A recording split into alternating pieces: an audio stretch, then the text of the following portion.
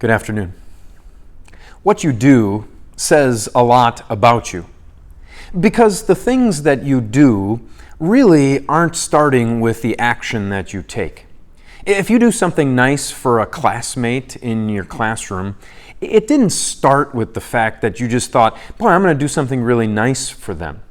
If you do something for your parents, that's not where it started. If parents do something for their kids, it's not that they just had that bright idea all of a sudden and then carried it out.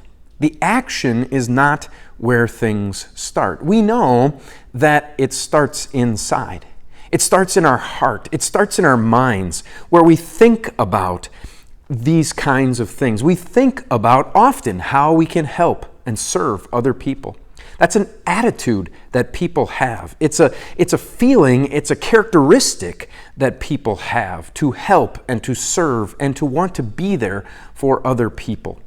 And that is going to then cause them to do the actions that actually help other people or serve other people or go to their job and do a good job or strive to be a good citizen.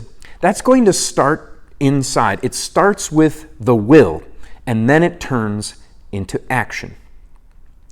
God says it happens the same way with us when we're talking about spiritual things. And this is what he says in Philippians chapter 2, verse 13.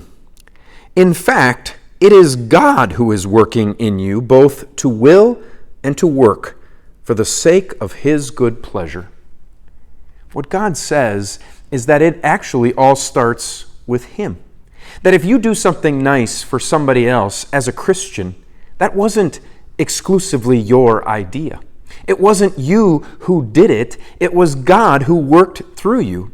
And if you had a good idea and maybe you couldn't yet bring it out, you couldn't yet have completed it, but you had the idea, God says he was there at the inception of that idea as well. He is working inside of you as a Christian, as a believer in Jesus. He is working in your heart, the will to want to do these things. He is working in you the will, in your minds, to think about how you might be able to serve others, no matter who you are, no matter where you are.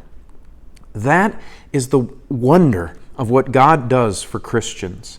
That he doesn't just leave it to them to accomplish things, to think about doing things, but God is actually at work in you. He is working in you to will and to work according to his good pleasure.